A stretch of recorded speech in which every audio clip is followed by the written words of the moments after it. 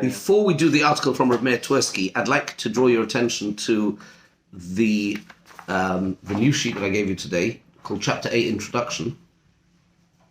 And I'd like to do that first because this is from Ner Elef. But there's no but. It's from Ner Elef, and it is I'm almost certain it was almost certainly written by Rabbi Avrami Edelstein, almost certainly, who is very incredibly thoughtful, sensitive, incisive, and certainly one of the biggest experts today in Kiruv and understanding the secular mindset. I know him, I wouldn't say I know him very, very well, but I know him. He's now most of the time found in Neve. That's one of his main work, but his work, his influence spreads far beyond that. And although this is focused on Bali Tshuva, but I think essentially the secular Jews that you will come across in your Kehillas, that's the way to see them. People are coming from another world. And he really does a really good job of analyzing where the differences in perspective come from and how to counter them in a Torah true, authentic, and yet sensitive way. Okay? So I think it's really worth learning. So he says, for adult Bali Tshuva, an understanding of a woman's role is acquired experientially rather than intellectually, i.e. by contact with other great Torah women. Therefore, full integration may take many years. These questions are best dealt with by women, as men are considered to be suspect. We are the suppressors. Were you ever a woman to know what it's like? And therefore here, I'm going to add something. This is really, I don't know, my wife used to be more involved in the sort of the Eshet Chayil side of things, but the role of your wives as Rebbetzins is absolutely key. Because by definition, there is so much that we can do and should do, and there are other aspects of Torah as it is experienced and lived, which your wives will be far better suited to transmitting and conveying. But in order for that, so really I should be giving this share to them, but you'll take it home and I'm sure you'll discuss it over the supper table. And this, by the way, is really, really interesting. If you look at some of the narrative today in secular society, the question is often asked, and there is some validity to it. You're not a woman or gay or whatever it is, so how can you possibly have anything to say on the subject? Now, intellectually, that's not totally true. But there is an element which it does need to be taken into account. So, some aspects, point number one, some aspects are actually better dealt with by women. Point number two, don't jump into specific answers. General orientation is essential. Most questions involve the idea of inequality in some way. That's usually the way that a question will be posed. There is some apparent injustice, inequality in Yiddishkeit as it is understood and practiced. This is rooted in two misconceptions. Number one, to be equal, that men and women must be the same as men and must have the same role. As we mentioned yesterday, this was very much the sort of first wave feminism. In fact, in the 60s and 70s, American women were explicitly told they must be men. However, since then, there's growing evidence, both biological and psychological, that men, newsflash, women and men are different, indeed different in many fundamental ways. The issue amongst women's liberation movements today is whether there is unfair discrimination in allowing the feminine perspective the expression of the unique women's understanding and potential to contribute to the world. Okay? Second point. So that's the first misconception. Second misconception, the more visible a role, the more important it is. And here, this is really important. The phrase I like to use is prominence does not equate with importance. Here's a question for you. Who is the most important person today in the United States of America? I'll tell you who it isn't. Joe Biden. Why doesn't Britney Spears or something? Like if Well, no, whoa. When I say important, let me rephrase. Let me maybe who, and this is especially true in America as it happens, but it's only who holds the real power behind the throne of. See, power and influence is often not the same thing as prominence. We live in a world, especially today.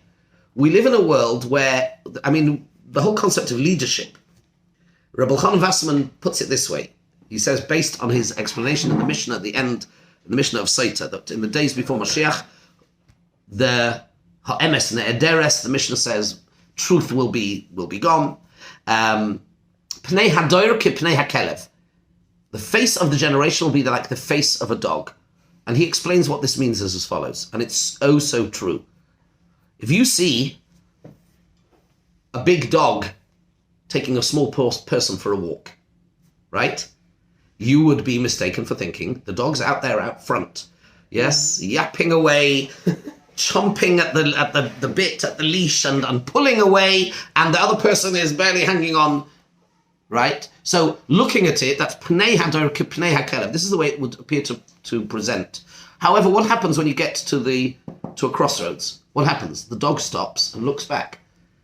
However big the dog, pretty much, however small the person, because really the person is really in charge which direction we're going. Okay? I know, for example, I know British politics much better than I know United States politics, but you can still see this.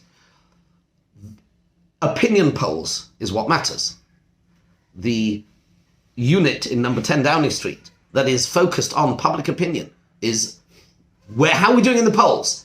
Because we're never more than 2-3 years, however many years it is away from the next election. It's always about pandering to the masses. This is one of the problems with democracy. It's not the only one. One of the problems, which is the space for true leadership, right? I mean, arguably the last leader we really had probably was Margaret Thatcher in England. Whether you agreed or disagreed with her policies is not the point. The fact that she was right or left is not the point. The point is that somebody who says, these are my principles, I can defend them, I can make a rational case for them, and I am going to lead, and I'm going to do this. Now, love her or loathe her is not really the point. The point is that is leadership. It isn't just, well, what does the other person, the guy in the street want? And let me find out what he wants, and I'll try and do what he or she wants, which usually just panders to the lowest common denominator of society, very often, not always, right? And if you're sensitive enough to realize this is what is going on, then that is not leadership. That's what it says Rabbi Chanan, that's pnei hadoyer ki pnei hakelev. Therefore, so in that sense, who has the real power? It's the people in the street. But even outside of that whole dimension, there's no question that Joe Biden is not the leader. And that's not just because he's whatever. I'm not going to make political points here. It's not the point. It would be the same thing if it was Ronald Reagan or Trump. Actually, you see, this is, ironically, again, this is not about whether you agree with his policies or whether you don't, or whether he's even fit for leadership or not. That's actually not the point. But it was very clear that the White House had to restrain him. That was very obvious. Mm-hmm. You know, he could be sitting on the toilet at 4 a.m. with verbal diarrhea and tweeting directly to the world, which is itself a fascinating thing, quite literally. And then they probably come out of the toilet and there's advisors will be, what did you just say? You just started World War VII or something, whatever. And we laugh.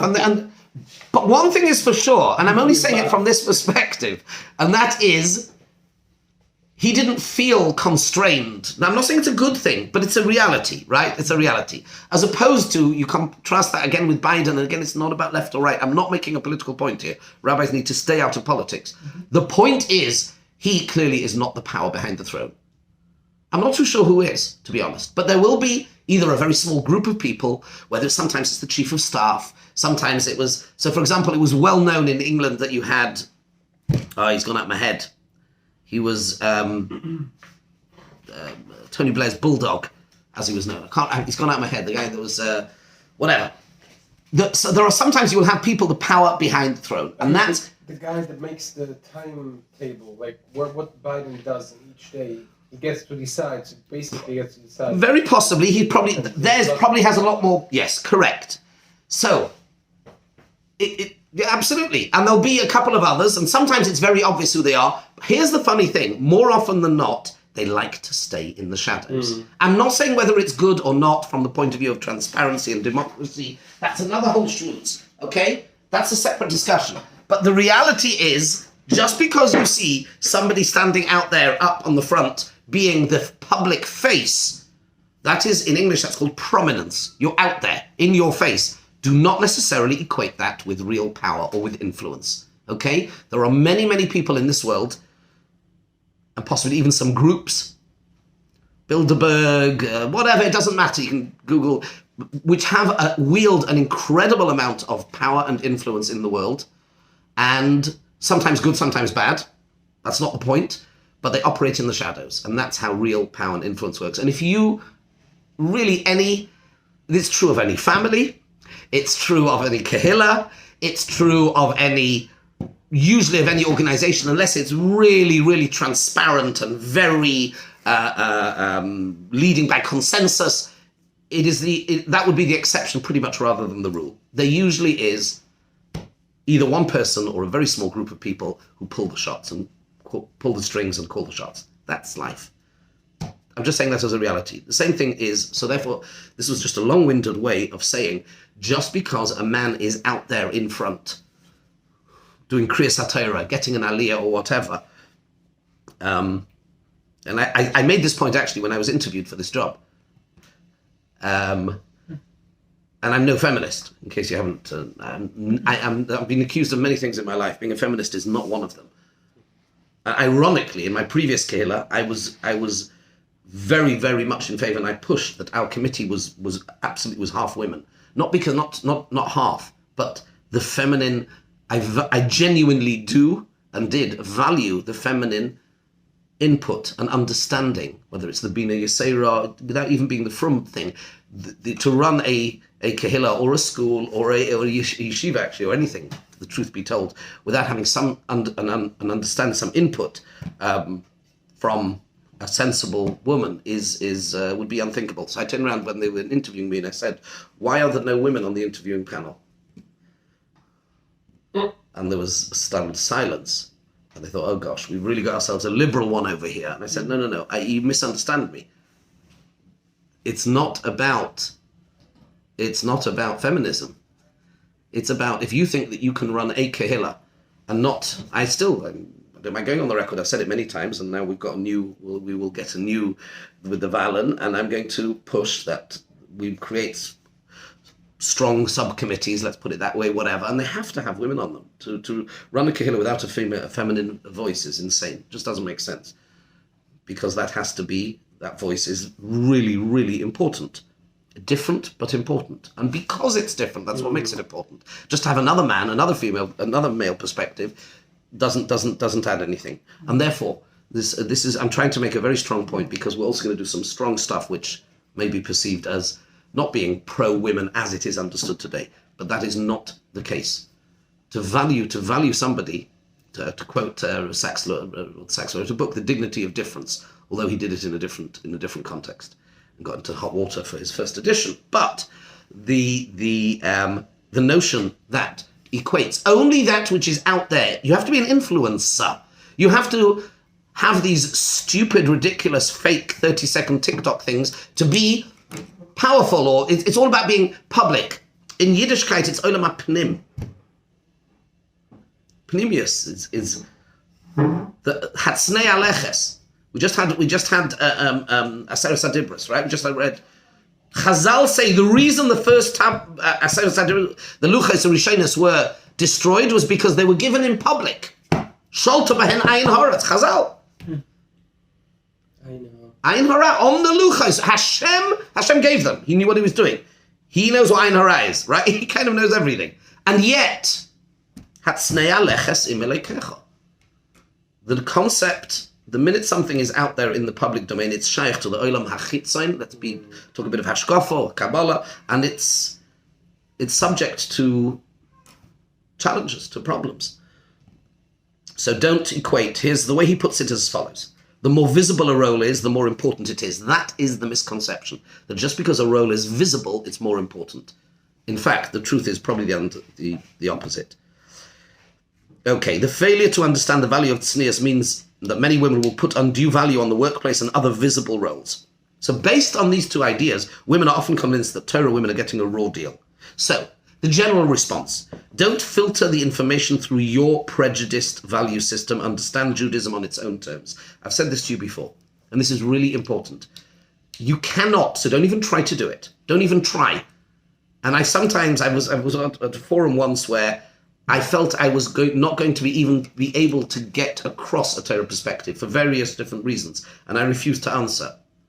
Not because I said, people, they know, I have plenty to say, I'm quite capable of saying stuff, but that you cannot make an assumption that these secular, Western, liberal, progressive ideals and norms are correct. Now let's hold Torah up to light to judge them by those set of values that I've already accepted entirely, sometimes unquestioningly, that they are the correct way of seeing man and woman. And I just turned around and said, the best way of giving the mashal, and this is something you can do. This is something that you can do. An anthropologist, a social anthropologist, goes on a mission. He wants to write his doctorate on a certain tribe in the Amazon that has had very little contact with the outside world for the last thousands of years. What is the first thing the anthropologist has to do? Is he wants to go and visit. What's the very first thing he has to do? He has to inoculate himself against cholera, diphtheria, dysentery, whatever it is. But he also needs to be very careful that he doesn't bring into the village pathogens for which they have not built up an immune system against, because he could kill them by his kindness. In other words, it's the recognition, it's a mashal, but it's a very good mashal. And I've actually, when I was challenged as to why I didn't respond, as if I was a coward, and this is the mashal I gave to respond. And I think it's emes. So I was saying two things. First of all, here we have you need to understand there are different ecosystems. The Torah, thought ecology, whatever you want, the moral ecology, the landscape, the dimension of values which we operate in is entirely different. So if you want, the first thing you have to do is to have a little bit of a humility. This is something we have successfully survived and transmitted our Masorah and our legacy for millennia. Where the Romans, where the Greeks, where the Persians, where everybody else, the famous Mark Twain quote, they rose, filled the world with their splendor and dream stuff and faded. Yeah, you go to Yericho today and you say, where are all of these ancient people? They're gone. We're here. That means we have something that clearly many, many thousands of people over thousands of years felt it was meaningful and valuable enough for them to live by and die for. And now you just want to understand it in a soundbite coming from your lofty 21st century postmodernist perch. It's not going to work. You're not even going to be able to understand it. The first thing you need to do is act with a bit of integrity and humility, like that social anthropologist. Inoculate yourself. And by the way, there's another whole shmooze. How does a Rav retain his own integrity and not be dragged down by the social milieu he finds himself in and let his own standards drop? That's another whole shmooze. It just came out, so in the mashal, so I'm going to mention it. Okay? Park that, but it's something you need to have a conversation about at some point. And then is, how do you make sure that you don't bring your pathogens to them? So you've got to inoculate yourself and protect them. Then what do? You don't arrive in the village and see the way the women are treated or whatever it is. Do you immediately jump up and down and shout about the patriarchy? I don't think so. Because you're not going to get very far. They'll either kill you, have you for supper, or kick you out, or something. If you genuinely want to write your thesis, you want to understand them, you go native, as it's called. You live with them, you sleep there, you stay there for 6 months, you dress like them, you observe, you keep quiet. Don't project any of your 21st century stuff onto them, because you are trying to understand them. And that is really the first very basic bit of attitude that needs to somehow get across. There will be clashes of values, no question.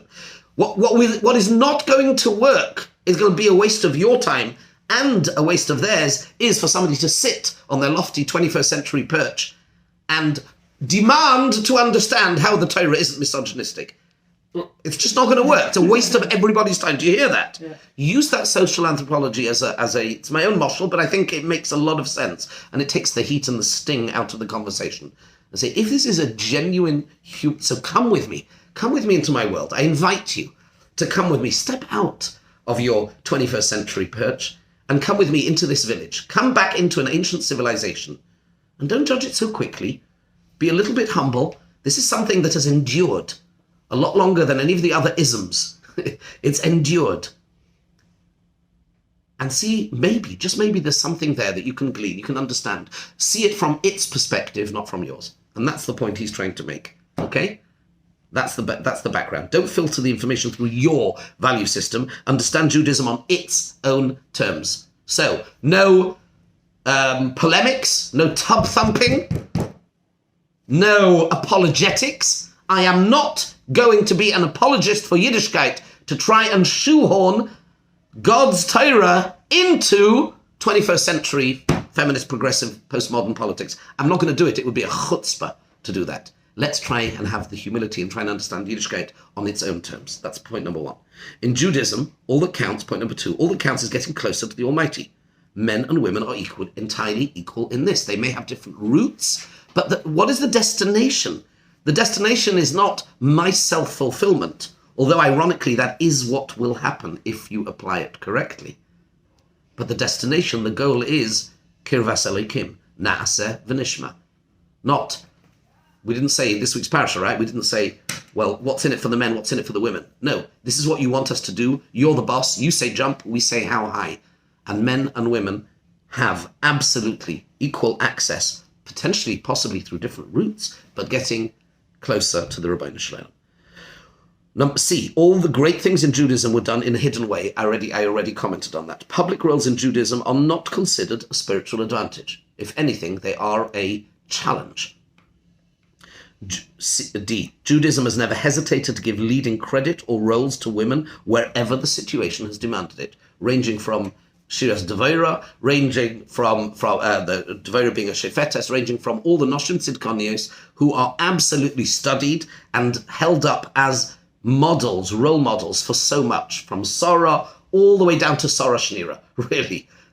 No lack of recognition or hiding them, but analyzing and respecting and valuing them for what they brought to the table. Chazal say, B'zchus Noshim Tzidkonios, we left Mitzrayim. Chazal are not reluctant in any way to highlight the incredible zchus and to be in awe and to be thankful for and to be respectful of what they uniquely as great women bring to the table. Nevios, had 7 Nevios. Nevuah, the Shofet, how that works halachically is another story. Okay, number 2. And number E, probably the most important one. Men and women are different in significant ways. It therefore makes sense that they have different roles. And finally, Torah women are happy and fulfilled within their roles. If you had an entire generation of women who were unfulfilled, who were unhappy, those who were within, and they were all unhappy and did not find fulfillment, then possibly, despite all of the above, you could question it. But the reality is that that is the exception rather than the rule. And when that does happen, more often than not, it is because of the influence, the outside influences that have told them, you can't be happy, you must, right? So, for example, no, it doesn't matter, I don't want to be too personal on the video. You can have, you can be, there are incredible intellectual outlets, there are, my mother's an incredible role model in so many different ways. She's, if somebody has a talent or a potential in some way, there is absolutely, from Yiddishkeit, there is always a way to, not only there is a way, the Rabbeinu Shalom will give you that opportunity to do it. A quick Dvar Torah because it's an incredible Dvar Torah. And it was last week's parasha, but it's an incredible Dvar Torah. From Rav Moshe Wolfson, Mashgiach of Torah Vadas, the esteemed elderly, in his Sefer Emunas Yitecho, he points out the following incredible idea. Again, it's a genius from a Torah perspective, but also it highlights this very idea. Think about Yisroi for a second. Yisroi clearly is a smart man. He is in Paro's inner circle, okay? And he is called upon. Paro calls his own Vansei conference, right? He needs a final solution for these pesky Jews. And there's three people around the table. There's Eov, there's Yisroi, and there's Bilam, as you know. Now, what was discussed? How do we get rid of them? Well, make a system of taskmasters, sorry alofim, sorry chamishim, and lema'an anoisoi b'sivloisam, so as to systemize, create a hierarchy within the prison workforce, and basically work them to death, set them up to do useless tasks, etc. Yisroi sees the evil nature of what's going on, and he runs away. He falls from grace. He stands for his principles and his integrity, and he runs away, and he ends up being an spiritual outcast in Midian. Eventually he comes back through Moshe, and he arrives in the beginning of Yisroi, and he sees what's going on, and once again he is given the opportunity to advise. Hashem finds this. You ran away. You were at the Wannsee conference in Egypt, and you ran away. Nebuch, what about your talents? What about your latent skills? You will get an opportunity. And here he gets it. And here's the irony. It's the very same piece of advice in reverse. There it was, make taskmasters to make them work worse. Here, he looks at Moshe and says exactly the same piece of advice. He's given the opportunity to revolutionize Moshe's interfacing with Klal Yisrael, to disseminate justice and wisdom, not to kill babies, but to do the exact opposite, to disseminate wisdom and spirituality and goodness and Torah in a sensitive way by setting up a system of alofim, chamishim, asores, a system of justice that is hierarchical, that will be speedy, and you will be given that opportunity. If you have it's an incredible insight, just to realize that they were two sides of the same coin. If you have that opportunity, that ability, you will find it. And in Yiddishkeit today, ranging from whether it's a woman opening up her Hatzalah to the opportunities. There's the last president of Israel had a Haredi woman was his chief of staff, and there are many, many others. There are others. Not, by the way, and I want to make a word of caution, just because that's a public role and she's Haredi doesn't mean it's any more significant or worthy of value than any other role. It means that there are plenty of opportunities. If you have a God-given talent for something, and whether you're man or woman, the Rabbeinu Shalom will give you that opportunity. That's ironically, the only expectation you can have of him. There's no other expectation you can have of him. You brought me into this world for a reason. I have a koyach of some sort. You must give me the opportunity to use it, and you will get that opportunity. Next. So, a role on gender-neutral terminology. A recent piece, by the way, I saw a recent piece in the Guardian newspaper. The Church of England now are really seriously discussing whether to stop referring to God as he. And it's not a joke. Literally, it was a headline in the Guardian from the UK from a couple of days ago. That's the problem with man-made stuff. Yeah, that's it. So the debate is whether is it she, is it it, or they, or whatever. But that's that's the Church of England, which once upon a time was, I suppose, quite conservative. Okay, weiter. The interesting point, by the way, I once had a discussion with somebody about this, and it's a Mogen Avram, again from last week's parasha. HaKadosh Baruch Hu, when he is speaking to all of Klal Yisrael in the Aseres HaDibros, but it's in the feminine. It's not in the. Notice it says, Lo sachmoid eshes re'echa. Don't desire the wife. Why doesn't it say the wife or the husband? Now, I don't think it means because it was speaking to a woman, therefore a one woman should not desire somebody else's wife. I don't think that's what it means, tongue in cheek. Hashem is speaking, no, serious question, guys, for a minute. He is speaking to the entirety of Klal Yisrael, and he says to all of them, and he definitely was speaking to the women, and he said, don't desire Eish Esreyecha. There's, if I can say, I don't want to be Chas v'Shalom, why is that not misogyny? So here's a Magen Avraham. In Hebrew, the term Adam is gender neutral and refers to mankind as a whole. The problem of terminology is only in English, where common usage refers to the male. So too, the term Yisrael is gender neutral, even if the person using it is not intended to be so. The Magen Avraham says, Yesh makshin na'mayle mevorach she'osani Yisrael. Magen Avraham Erechaim Siman Mem Vav. Why don't we make a bracha she'osani Yisrael? V'li nireh, de'im hoya mevorach she'osani Yisrael, then isha bichlal. If you'd say she'osani Yisrael, that would include women. Because the Torah is the entire Torah is in the male voice. It's for all of... And it's for everybody. The vast majority of it, certainly all the negatives, etc., as I proved to you from the right? B'nai Yisrael often we have B'nai Yisrael below B'nai Yisrael. Okay? So meaning if it was not Yisrael, then this would be exclusive. Yeah. Whereas B'nai Yisrael is not, it's inclusive. The term, but the term, if it says B'nai, then we say B'nai v'lo B'nois. Because if it just said Yisrael involves everybody. Do you have this as the next page? Yeah. Yes? Yeah. Let's go through this quickly. That's also Neleh. The whole thing is Yes, Neleh. this bit until we get the next 3 pages. And here's a very important point here. This is actually a really important point. Women do not have to be like men to be equal. Equal treatment in the face of differences is cruel. That is a great perspective. So it's quite an insightful idea. If you are different, you deserve to be treated different. Equal in terms of... right. Well, no, let's not do rights. No, we don't do rights, because we're not. First of all, because there are none. And secondly, to treat somebody equal who is different. Imagine we took take a disabled person, right, and we want to treat you exactly the same. Everybody else has to walk the stairs. We're not putting in a lift for you. You have to be treated the same. That would be, you laugh, that would be cruel. You are different. You have a disability.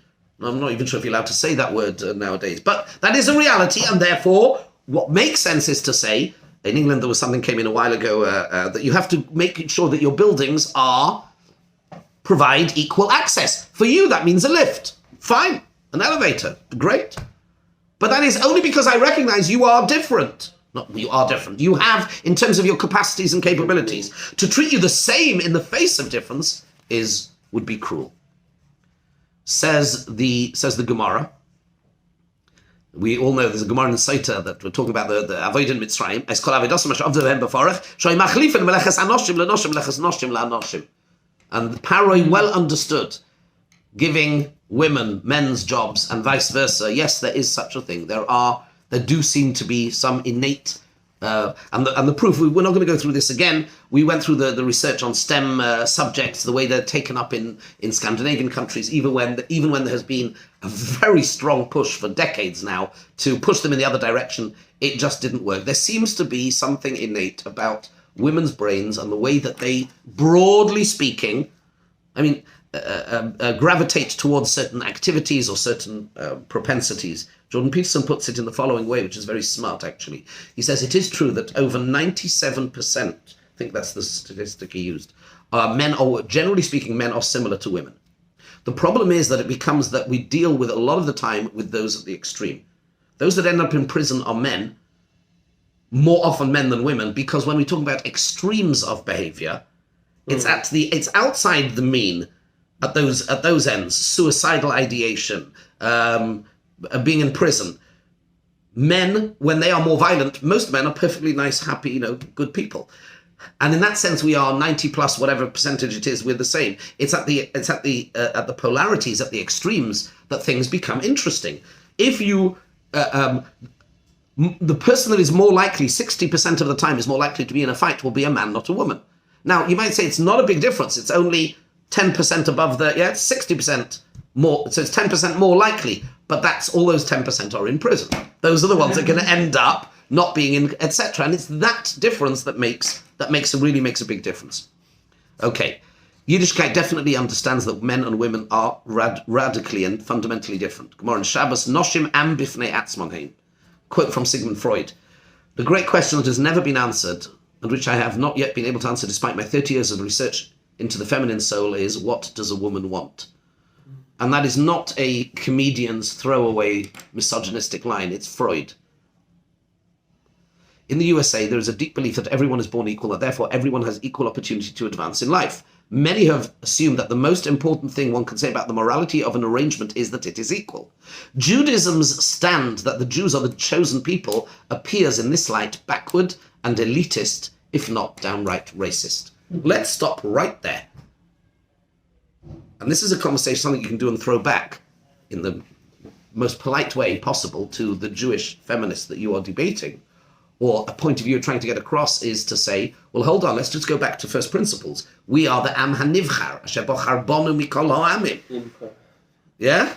Sorry? We were shown like a liberal bat mitzvah video. The girl was called up to the Torah and Kippah and Talis, and she said, Brucha at Shechina HaMevorechet. I'm sure. Asher Bachra Banu Im Kol Ha'amim. There you go. That's how one little word can. Where did you get? Who showed you that? It's David. Oh, that's awesome. Okay, but 1 second. Let me just be devil's advocate for literally 1 minute, which I have left, which is from the modern perspective, that makes a lot of sense. Yeah. How do you counter that? I don't know where did he take this? It's from like No. What's the response to that? What did Dobbins did this with you? I don't know. He just happened to show it to you. Guys, here's a real question. I think we'll leave off with this for today.